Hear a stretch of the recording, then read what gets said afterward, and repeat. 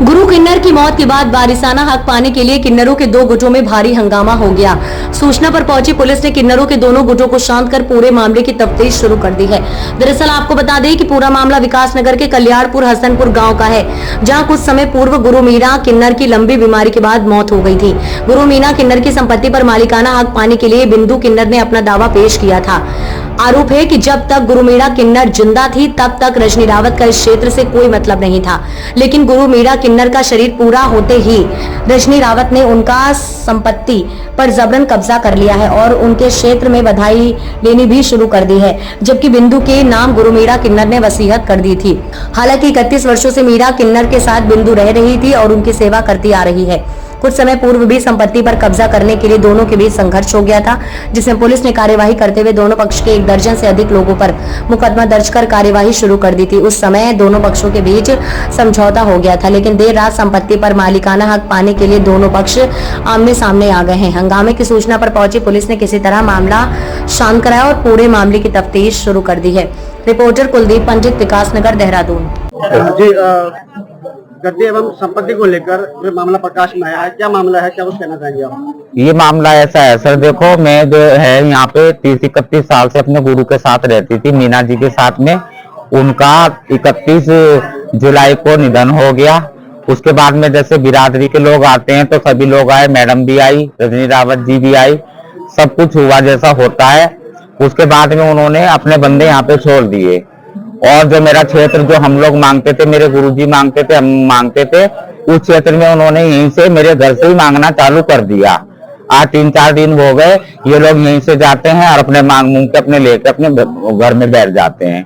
तो ये लोग गलत कर रहे हैं। देखो किसी की मौत मट्टी में कोई आता है तो वो चाहे महीना भर रहे, चलो उसको दुख है, वो महीना रहे, 20 दिन रहे, कोई बात नहीं, पर ऐसे ये थोड़ी कि दूसरे के क्षेत्र में मांगने लग जाएंगे, दूसरे के घर में कब्जा करने लग जाएंगे। अब मेरे घर में बंदा कोई नहीं है फालतू, तो यही लोग अपनी अपनी चला रहे, सब ड्राइवर इनका है, ढोलक वाला इनका है, गाड़ी इनकी है, सब इन्हीं के बंदे हैं यहाँ पे। तो इस चीज से मैं परेशान हूँ। चलो मौत के घर में आए तो उस तरीके से रहो ना, मेरा क्षेत्र मांगने का क्या मतलब है? अगर सूत्रों की माने तो कहीं न कहीं संपत्ति कब्जाने का भी यहाँ पर जो है प्रयास किया जा रहा है। जी, ये पहले भी प्रयास हो चुका है। जनवरी में मेरे गुरुजी बीमार थे, तो जनवरी में, फरवरी में भी ऐसे ही हुआ था। तो हम लोगों ने कंप्लेंट डाली थी तो मुकदमा हो गया था, बीच में हम लोगों के फैसले हो गए थे, चलो कोई बात नहीं, हो गया, कोई बात नहीं। विगत कितने समय से चल रहा है ये तो मेरे गुरुजी की जो तबीयत खराब हुई थी ना, तो दिसंबर में हुई थी, तो जनवरी में जैसे वो घर आए तो जनवरी से ही ये सिलसिला चल रहा। अब जो दोबारा संपत्ति को कब्जाने का प्रयास किया जा रहा है जी, आपने इसकी शिकायत आला अधिकारी या पुलिस प्रशासन के पास किया? जी, पहले जो हुआ था, जो पहले हमने शिकायतें करी थी, उनपे 8 लोगों पे मुकदमा हो गया था। फिर अपनी बिरादरी के अनुसार हमारे समझौते फैसले हो गए थे, चौकी से हो गए थे।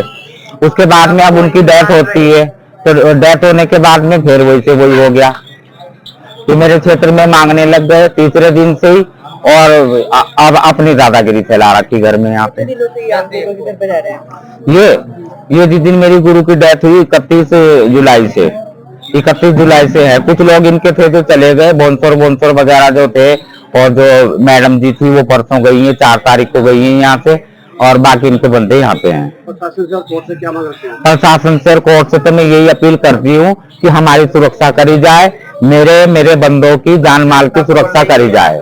और मेरे अपनी जनता से भी ये कहती हूँ कि मेरी गुरु मीना को भी सभी जानते थे और मुझे भी सभी जानते हैं कि मतलब हमारी सुरक्षा करी जाए और बधाई भी देख के दी जाए, जिसका जो क्षेत्र था उसको दी जाए। सर, क्या मामला है जिसको लेकर यहाँ पर? मामला ये है सर, आज से जनवरी फरवरी का मामला भी है।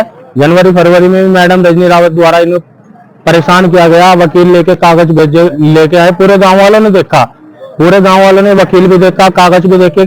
उस समय लोग चले गए थे, पुलिस प्रशासन टाइम से पहुंच गया था, 112 पे कॉल की गई थी, रिपोर्ट भी दी गई थी।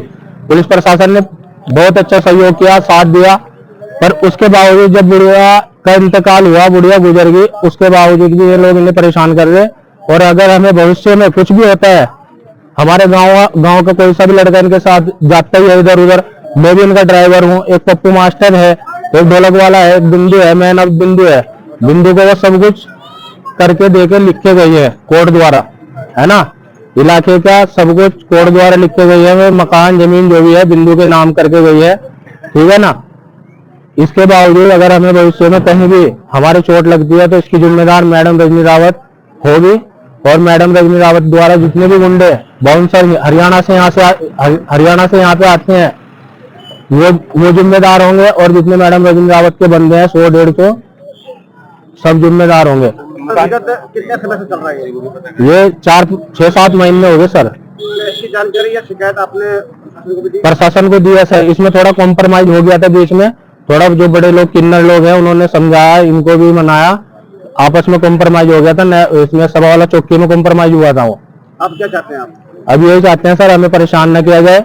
जैसे सभी हमें इन लोगों को सभी प्रधानों ने लिख कर दिया है कि इनका कोई ऐसा व्यवहार नहीं है, अच्छे लोग हैं, अच्छे किन्नर हैं, खुशी में आते हैं और इतना जनता को परेशान भी नहीं करते। पूरी जनता में आप पूछ सकते हो। और जैसे मैं, क्या नाम है आपका और क्या दायित्व है आपके पास?